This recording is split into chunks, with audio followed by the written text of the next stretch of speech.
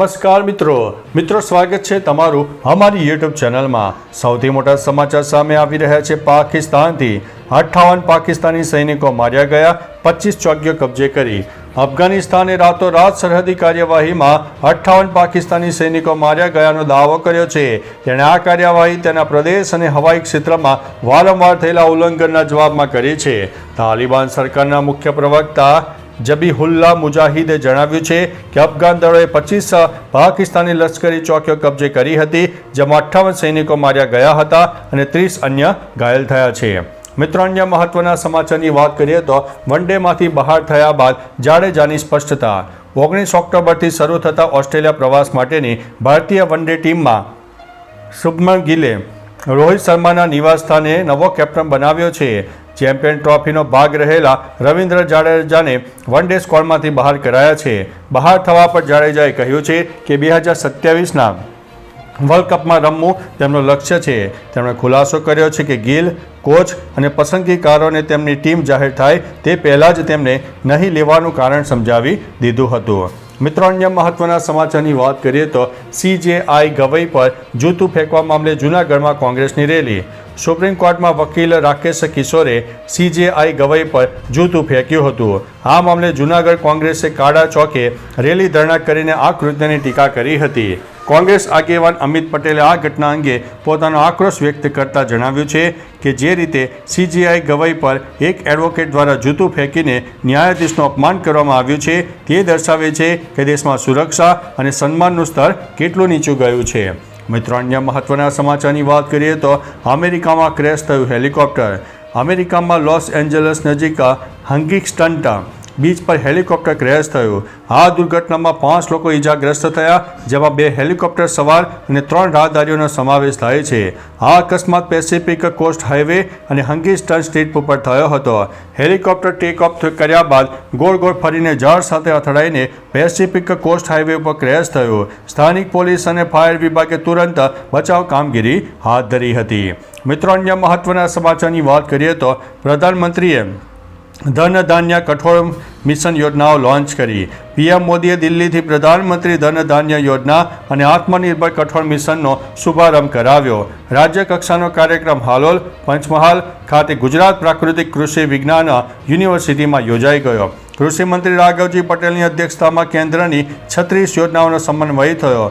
ગુજરાતના 4 જિલ્લાનો સમાવેશ થયો છે। રાઘવજી પટેલે પ્રાકૃતિક ખેતીનું મહત્વ દર્શાવીને પર્યાવરણને નુકસાન વિશે ચર્ચા કરી હતી। મિત્રો, અન્ય મહત્વના સમાચારની વાત કરીએ તો દિવાળી પહેલાના છેલ્લા રવિવારે માહોલ જામી ગયો। દિવાળીની ખરીદી માટે રાજકોટની લાખાજી બજાર, સુરતની ચૌટા અને ભાગળ બજાર તેમજ અમદાવાદના લાલ દરવાજા જેવા મોટા શહેરોમાં ભારે ભીડ જોવા મળી। લોકો નવા કપડાં અને સુશોભનની વસ્તુઓ ખરીદી કરી રહ્યા છે। જોકે અમરેલી જિલ્લાના બજારોમાં હજી પણ મંદીનો માહોલ છે। ચોમાસાની વિપરીત અસર અને ખેતીમાં થયેલા નુકસાનને કારણે લોકોએ ખર્ચમાં કાપ મૂક્યો છે, જેનાથી વેપારીઓ નિરાશા છે। મિત્રો, અન્ય મહત્વના સમાચારની વાત કરીએ તો ભારત અફઘાનિસ્તાનના સંયુક્ત નિવેદનમાં કાશ્મીરને ભારતનો હિસ્સો ગણાવ્યો છે, જેની સામે પાકિસ્તાને વાંધો ઉઠાવ્યો છે। પાકિસ્તાનના વિદેશ મંત્રાલયે કહ્યું છે કે સંયુક્ત નિવેદનમાં જમ્મુ કાશ્મીરને ભારતનો હિસ્સો ગણાવવો એ સંયુક્ત રાષ્ટ્ર સુરક્ષા પરિષદના સંભવિત ઠરાવોનું ઉલ્લંઘન છે। અફઘાનિસ્તાને આતંકવાદને પાકિસ્તાનની આંતરિક સમસ્યા ગણાવી હતી। આ સાથે અફઘાનમાં થતા હુમલા માટે પણ પાકિસ્તાનને જવાબદાર ગણાવ્યું છે। મિત્રો, અન્ય મહત્વના સમાચારની વાત કરીએ તો પશ્ચિમ બંગાળના દુર્ગાપુરમાં ઓડિશાની રહેવાસી અને MBBSની વિદ્યાર્થીની સાથે હોસ્પિટલ પરિસરમાં એક દુષ્કર્મની ઘટના મામલે મુખ્યમંત્રી મમતા બેનર્જીએ વિવાદાસ્પદ નિવેદન આપ્યું છે। તેમણે કહ્યું છે કે છોકરીઓને રાત્રે ઘરની બહાર ન નીકળવા દેવી જોઈએ। આ મામલે સરકારને ઢસેડવું યોગ્ય નથી, કારણ કે છોકરીઓની સુરક્ષા સુનિશ્ચિત કરવાની જવાબદારી પ્રાઇવેટ મેડિકલ કોલેજની હતી। આ મામલે 3 આરોપીઓની ધરપકડ કરવામાં આવી છે। મિત્રો, અન્ય મહત્વના સમાચારની વાત કરીએ તો બ્રાયન લારાએ જયસ્વાલને એક અપીલ કરી છે।